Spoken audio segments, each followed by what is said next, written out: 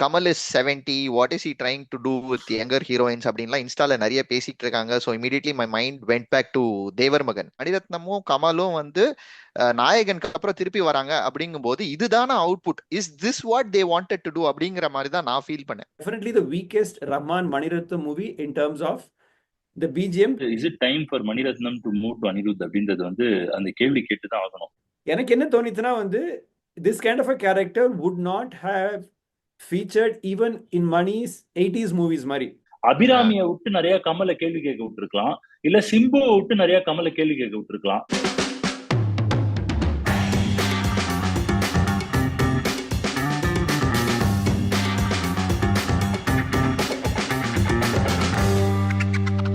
Hi viewers, welcome back to Retro Ticket. This is Hari.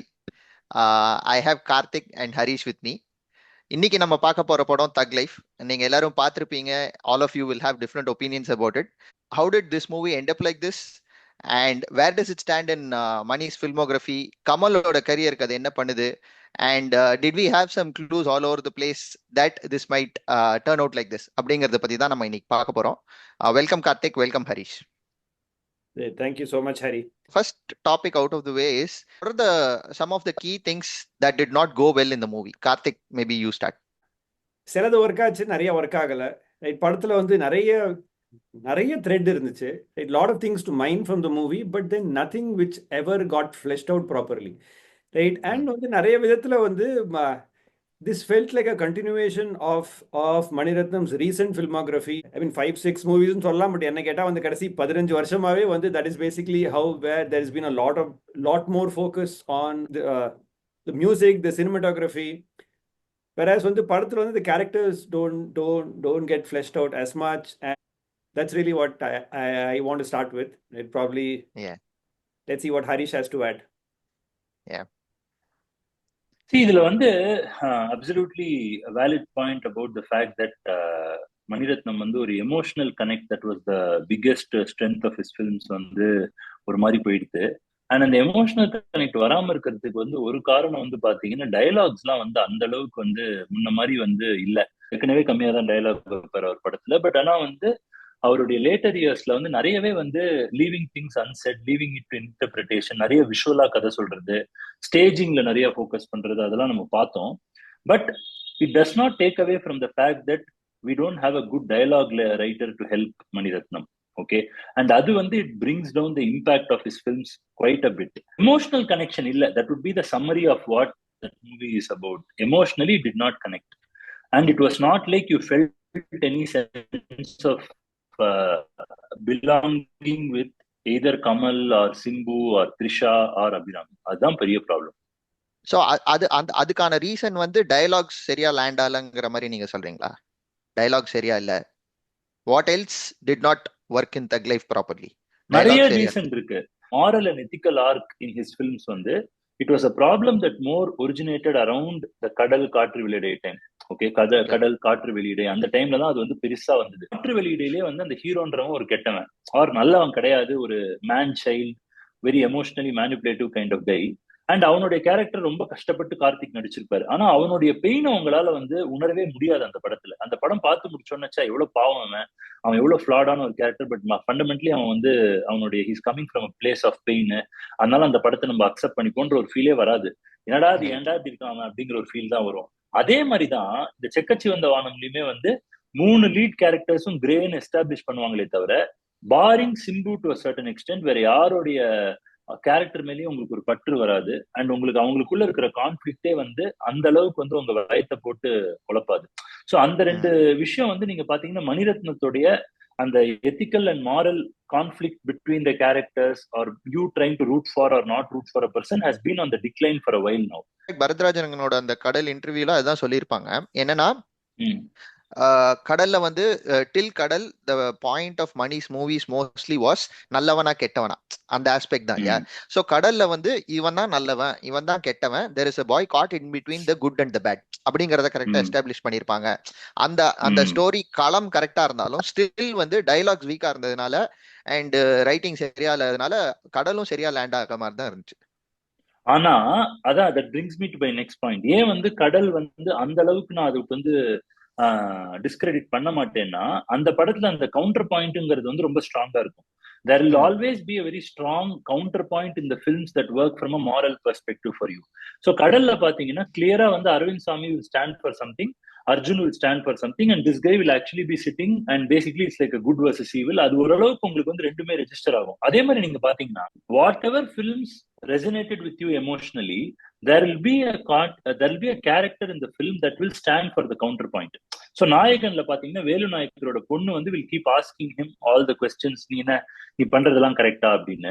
அதே மாதிரி தளபதியில பாத்தீங்கன்னா இந்த தேவா சூர்யா ரெண்டு பேரும் வந்து அர்ஜுன் அந்த அரவிந்த் சாமி வந்து he'll keep asking question, நீங்க தான் சட்டமா, நீங்க தான் கோட்டா, அப்ப நாங்கெல்லாம் எதுக்கு இருக்கோம், அந்த மாதிரி கேள்வி கேட்கறது வந்து it will drive home. And உங்க மனசுல வந்து ஒரு கேள்வி வரும், ஓ இவங்க பண்றது நிஜமாவே கரெக்டா அப்படின்னு. அதே மாதிரி Tamil Selvan will be the counter point for the Anandan character in இருவர்.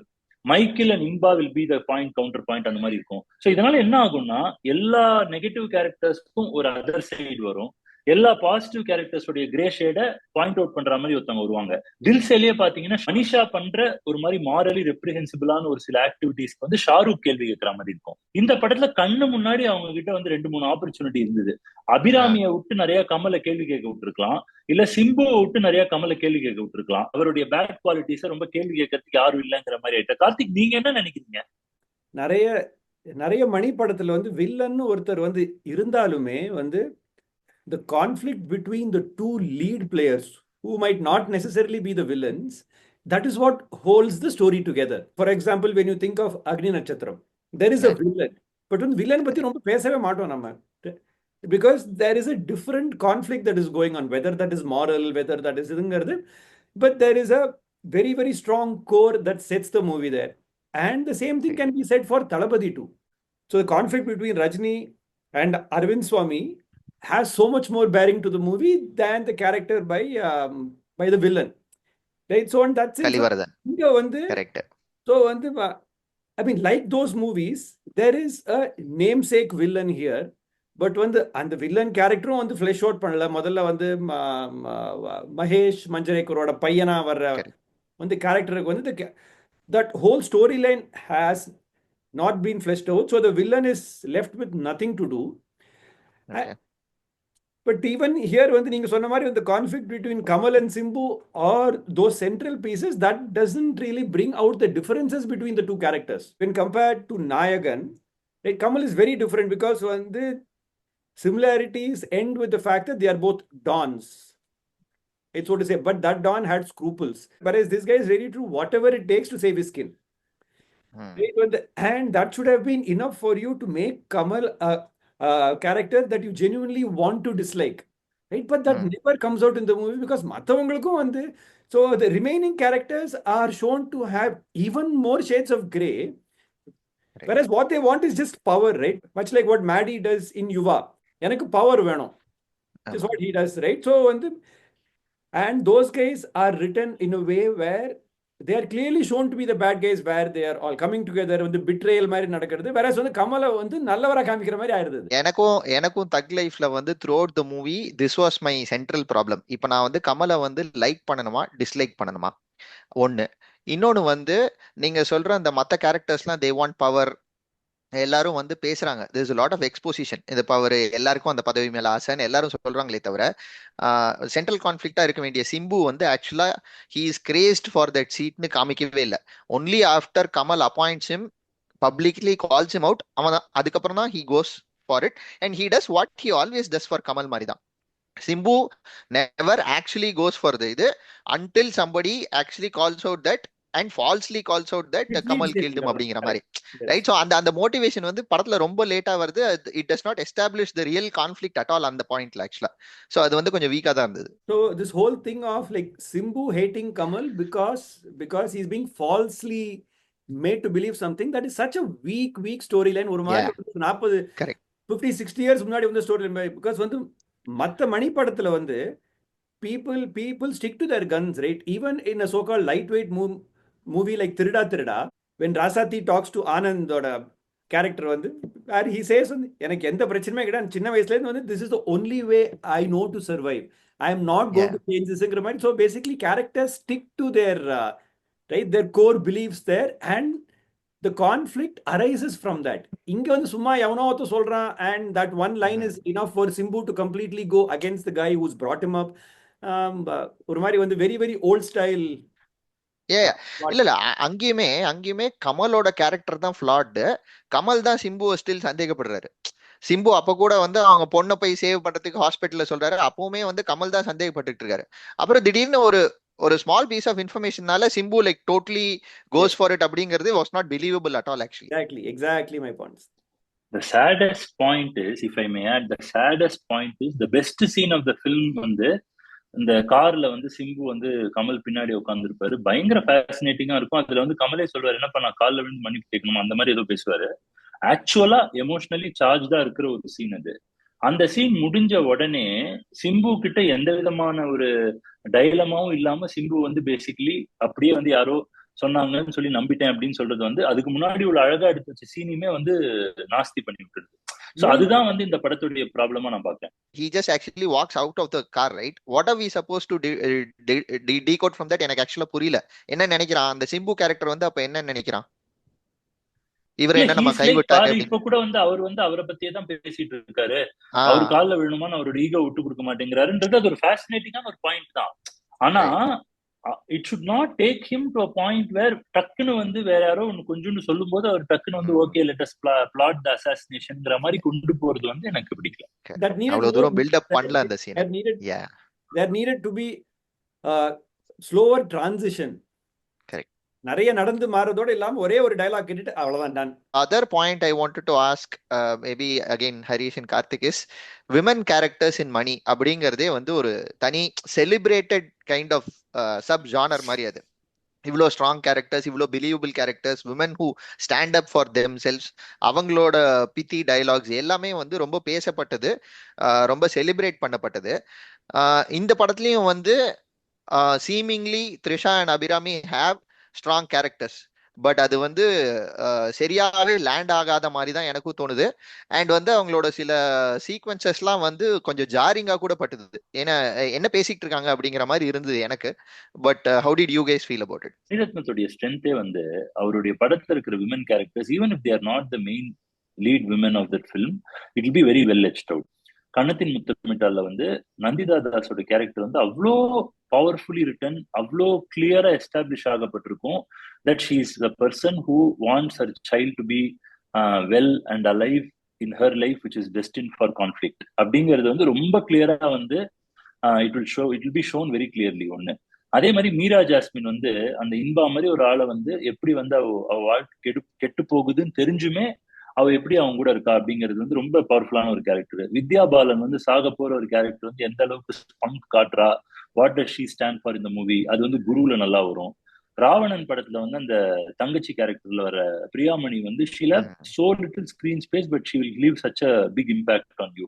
ஸோ இந்த மாதிரி ஒரு லெகசி வச்சிருக்கிற ஒரு Mani Ratnam, I am not even talking about his earliest films. Last 10 இயர்ஸ்ல வந்த படங்கள், லாஸ்ட் 15 இயர்ஸ்ல வந்த படங்கள்லயே வந்து மணிரத்னம் வந்து பிரிச்சிருக்காரு. இப்ப வந்து பாத்தீங்கன்னா ஐ டோன்ட் நோ, நீங்க சொன்னீங்க அவங்களுக்கு நல்ல கேரக்டர்ஸ் ஆன் பேப்பர் தான் சொன்னீங்கன்னா I would like to hear from Karthik, but என்ன பொறுத்த வரைக்கும் அவங்க just bodies. I mean, I just want to go back to his very first movie itself, right? Pallavi, Anu Pallavi பார்த்தாலுமே that really set the benchmark for the kind of women characters that featured in Mani movies.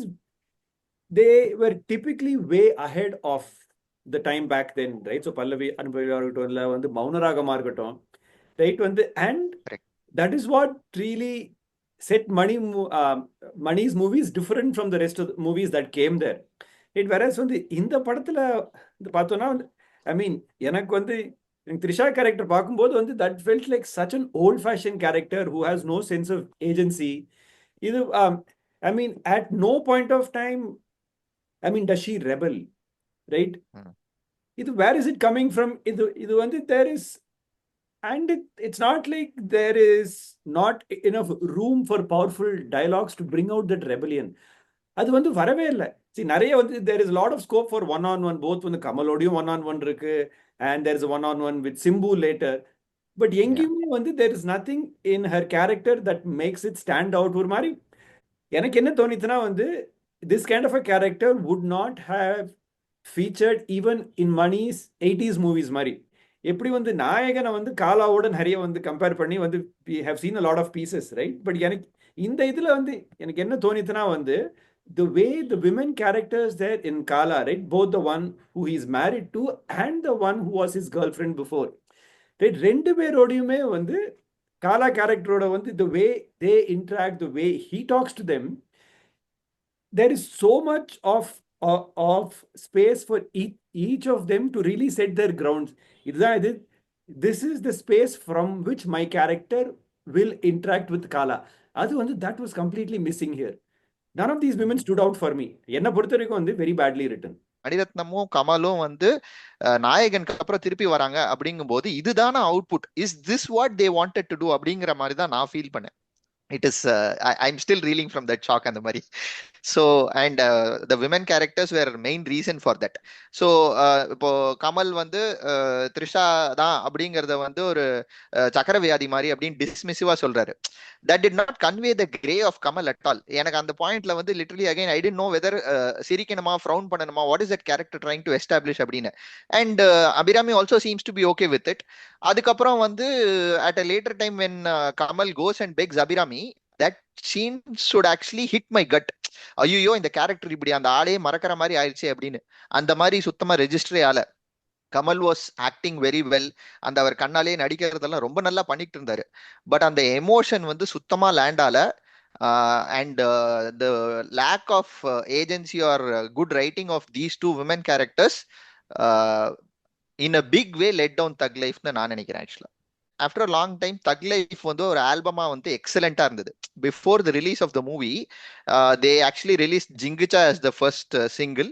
அதுக்கப்புறம் sugar baby வந்தது. Everybody had kind of mixed feelings, I think இது என்ன மாதிரியான soundtrack அப்படின்னு. But once the whole jukebox landed and the sheer variety of songs, it was mind blowing. It set up a whole thing of imagination in my mind at least. எல்லாரும் அதான், I think they'll have their own imaginations of what is this movie going to be. It's not going to be a standard fare. என்னெல்லாமோ இருக்கு. அப்புறம் இந்த sugar பேபியில கூட நம்ம Trisha character சொன்ன மாதிரி she wants success, she wants money, அந்த மாதிரி எல்லாம் இருந்தது ஆக்சுவலா. அதுக்கப்புறம் படத்துல போய் உட்காந்து பார்த்தா டோட்டலி வேற மாதிரி இருக்கு. இது ரஹ்மான் பண்ணாரா, இந்த படத்துல இதை இப்படிதான் யூஸ் பண்ண முடியுமா, எவ்வளவு நல்ல ஆல்பம் வந்து இப்படி ஆயிருச்சே அப்படிங்கிற மாதிரி தான் நான் ஃபீல் பண்ணேன். ஆல்பம் எவ்வளோ நல்லா இருந்ததோ, that is how bad I felt the BGM was in the movie. Definitely the weakest Rahman Maniratnam movie in terms of the BGM, because I mean, while the movie had a lot of problems, there were some scenes which looked good on screen, right, when they were going to kill him in Nepal, for example. But then the BGM was shockingly off sync. That just did not fit with the mood at all.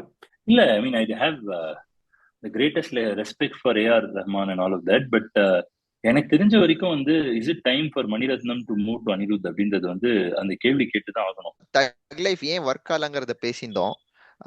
Do you think they could have done something differently in this case? நாயகன் work ஆனதுக்கு காரணம் பாத்தீங்கன்னா, நாயகன் ஆக்சுவலா ஒரு பயங்கரமான action படம், வயலண்டான ஒரு படம் தான். ஆனா அதுல வந்து வயலன்ஸ் சீன் பாத்தீங்கன்னா 3 நாள் கூட இருக்காது. ஒரு பில்டிங்கை உடைக்கிற சீன் ஒன்று வந்து கமல் பண்ணுவான். That was essential to the script. அதுக்கப்புறம் வந்து அந்த போலீஸ்காரன் வந்து கமல் டார்ச்சர் பண்றது ஒரு ஆக்ஷன் சீன் வரும். அதுக்கப்புறம் அவருடைய பையன் சாவர சீனு. அவ்வளவுதான், நீங்க விரல் விட்டு எண்ணிடலாம். ஆனா இந்த படத்துல வந்து ஃபர்ஸ்ட் ஹாஃப்ல ஓரளவுக்கு டிராமா நல்லா போய்கிட்டு இருக்கு நம்ம நினைச்சுட்டே இருந்தோம். பார்த்தா செகண்ட் ஹாஃப்ல திடீர்னு வந்து அன்பறிவு வந்து கோஸ்ட் டைரக்ட் பண்ண மாதிரி இருந்துச்சு படம். ஃபுல்லா வந்து லொகேஷனா போய் chase sequence, Indian 2 second half பாக்குற மாதிரி இருந்தது ஒரு மாதிரி. அதே மாதிரி தாத்தா வந்து வராரு, கதற விட போறாருன்ற மாதிரி இருந்தது. எதுக்கு அந்த மாதிரி பண்ண? ஒரு நல்ல டைட்டான டிராமா பண்ணியிருந்தாலே இந்த படம் செகண்ட் ஹாஃப் டீசெண்டா லேண்ட் ஆயிருக்கும். And whatever we spoke earlier about the women not getting established, Simbu not getting established, அந்த டைம்லாம் வந்து அதாவது அந்த ஒரு கராத்தே கத்துக்கிற சீன், அது கராத்தே ஒரு martial arts or whatever it is, right? அப்படியே அந்த அவலான்ஸ்ல அப்படியே விழுவாரு. விழுந்துட்டு அப்படியே வந்து ஒரு ஆசிரமத்துக்கு வாசல்ல வந்து விழுவாரு. விழும்போது அங்க வந்து ஒரு சின்ன பொண்ணு வந்து, ஒரு குட்டி பொண்ணு வந்து அந்த ஒரு விண்டோல இருந்து பார்க்கும். அது வந்து ஆக்சுவலா த்ரோ பேக் டு தளபதியில இருக்கிற அந்த ஒரு பொண்ணு பாக்குற ஒரு விக்னெட். நிறைய அந்த மாதிரி இருக்கு. ஓகே, விக்னெட்னு சொல்லுவாங்க, நான் விக்னெட்னு சொன்னா கோச்சுப்பீங்க. சோ அந்த மாதிரி நிறைய பழைய சீன்ஸ்ல இருக்கிற விஷயங்கள்லாம் நிறைய இருக்கு. அதெல்லாம் எந்த விதமான பொட்டன்ஷியலையும் டேப் பண்ணாம செகண்ட் ஹாஃப் ஃபுல்லா வந்து சண்டை போட்டு மலையாள ஆக்டரோட வந்து அவங்க பண்ற சீக்வன்ஸ் மட்டும்தான் என்ஜாயபிளா இருந்தது. மத்த எல்லா கில்லிங் சீக்வன்ஸுமே வந்து டோட்டலி யூஸ்லெஸ். ஓகே. நான் சொல்ல வந்தேன் ஜோஜு ஜார்ஜோட கேரக்டர் தான் வந்து அந்த பிசிக்காலிட்டி ஆஃப் த ரோல்னால வந்து ரொம்ப நல்லா லேண்ட் ஆச்சு. எனக்கு அந்த ஃபைட் சீக்வன்ஸ் பிடிச்சது. பட் நீங்க சொல்ற மாதிரி திருப்பி திருப்பி ஃபைட் சீக்வன்ஸ் வர வர வந்து என்ன பண்ணிட்டு இருக்காங்க அப்படிங்கிற மாதிரி தான். அகைன் வந்து ஃபைனல் சீக்வன்ஸ் மோகோ பாட்டு கொஞ்சம் ஓவர் யூஸ் தான் பண்ணிட்டாங்க. அன்பறிவு போதுண்டா சாமிங்கிற அளவுக்கு தான் ஆயிருச்சு. Mani Ratnam is trying to say more with less தானே. இதுல மட்டும் ஏன் வந்து ஆக்ஷன் மட்டும் நிறைய காமிக்கணும்? ஸோ பேசிக்லி வந்து this whole thing is a mental game தானே. அவருடைய மைண்ட்ல வந்து டெத் வந்து அவரை வந்து கதற விட்டுட்டே இருக்குன்றது தானே ப்ராப்ளம். அதை சட்டிலா வந்து சாகிற விஷயத்தையே வந்து வேற மாதிரி காமிக்கலாமே, ஒரு சைக்கலாஜிக்கலா காமிக்கலாமே. Those are the most effective ways to show violence also. Obviously எங்களுக்கு தான் புரியல, அது எந்த விதமான சந்தேகமும் கிடையாது. மணிரத்னம் வந்து அந்த டெத் பத்தி நீங்க ஏதோ சொல்லிருந்தீங்களா கார்த்திக், அதை கொஞ்சம் எக்ஸ்பிளைன் பண்றீங்களா? The basic premise that Kamal supposedly had for this thing, right?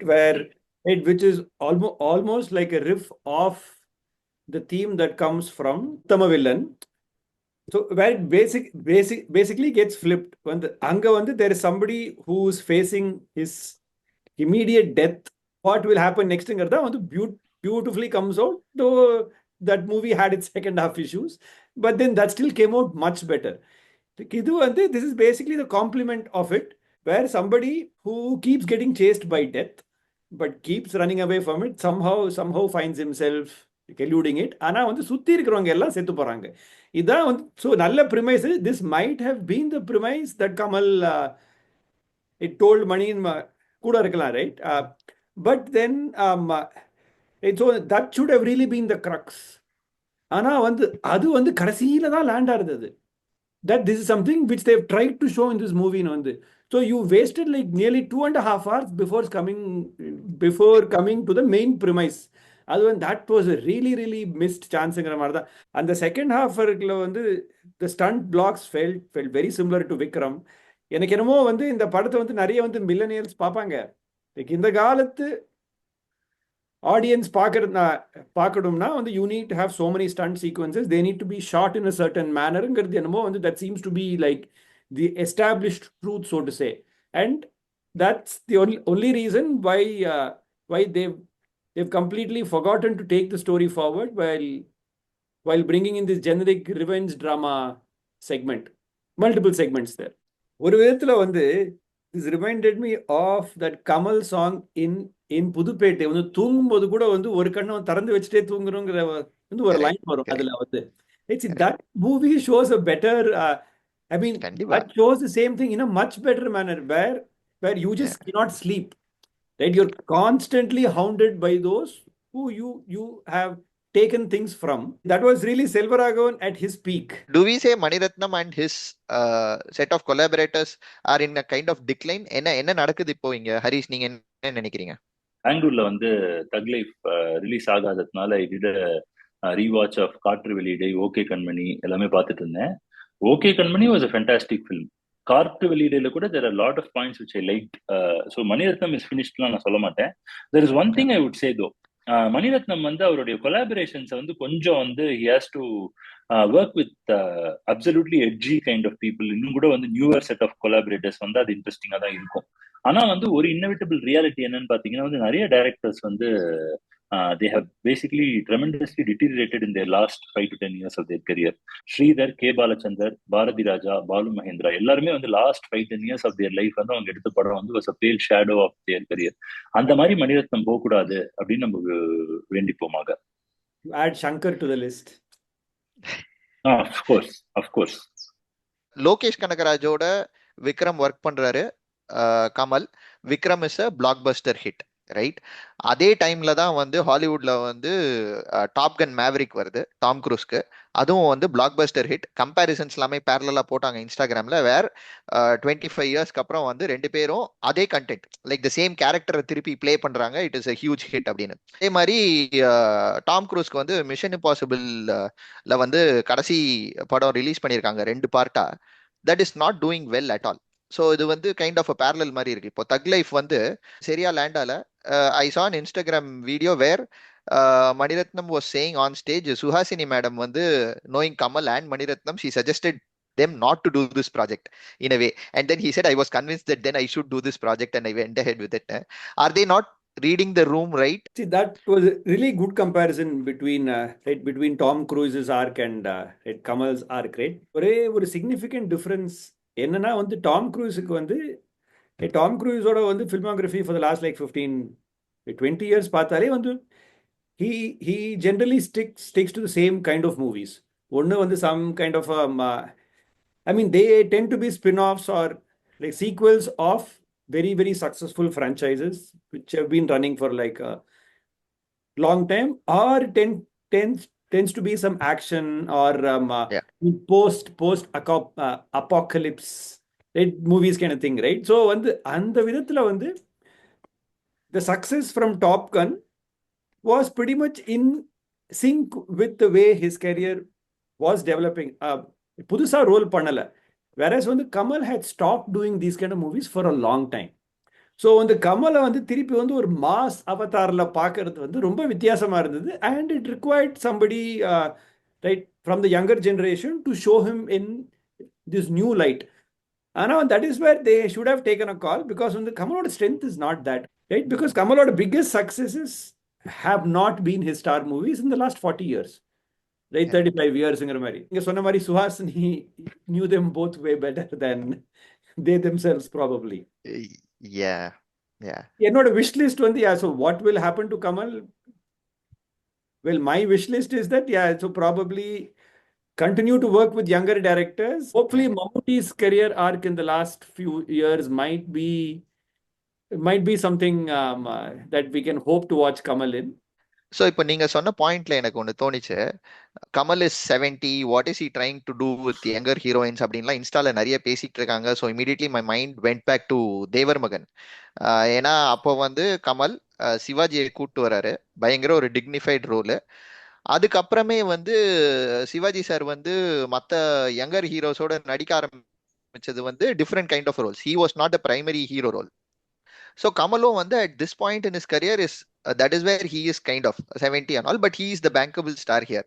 இந்த படத்துலயும் வந்து there was an alternate thought in our group discussion where Kamal வந்து full villainous and problematic character ஆக்கிட்டு Simbu kind of heroic arc கொடுத்துட்டு even இந்த final sequence Kamal இல்லாம Simbu gets to stay with சிஸ்டர்னு முடிச்சிருந்தா கூட probably it would have satisfied audience அப்படிங்கிற மாதிரி நாங்க நினைச்சிட்டு இருந்தோம். ஸோ ஹரிஷ், உங்களோட தாட் என்ன? ஸோ கமல் சார் பாத்தீங்கன்னா வந்து அவர் வந்து he can choose to do whatever kind of films. I don't agree that he should only do dignified roles or whatever, but those roles should be written well. He can be a badass, he can be whatever he wants. In the padathiliyume I didn't have a problem with him being a grey kind of character. It was just that his motivations was not clearly conveyed to me. Avladha enakku problem. I don't have a problem with Kamal going after or lusting after multiple women in a movie. Adu vandha the character paakணும். You shouldn't extend it back to your star and look at that. And the maturity we have to develop as an audience. So instala வந்து பெரிய படம் வந்தாலே அதை troll பண்றதுக்கு வந்து ஒரு 1000 பேர் இருப்பாங்க. So that is not something that these legends will be worried about. They'll be back and they'll be back with a bang very soon. Adha என்னோட conviction. Hope that happens. Thanks for joining this call. Hope we see more successful movies from Kamal sir and Mani sir. Kamal மணி வந்து சேர்ந்ததோட வந்து நம்ம 3 பேர் சேர்ந்து ஒரு video போட்டதுதான் வந்து எனக்கு வந்து அவ்வளோ கிராட்டிஃபைங்கா இருக்கு. So it's been like what like 4 months 4.5 months since we made a video. Thankfully வந்து ஒரு சில பேர் கேட்டாங்க ஏன் வீடியோ வரலன்னு. அதுவே வந்து ஒரு நல்லா இருக்கு. ஹோப்ஃபுல்லி வந்து this is just a sign of how things will be back on track. 4 பேர் இல்ல, அந்த 4 பேர் நல்லா இருக்குன்னு எதுவுமே தப்பு இல்லையா? Exactly.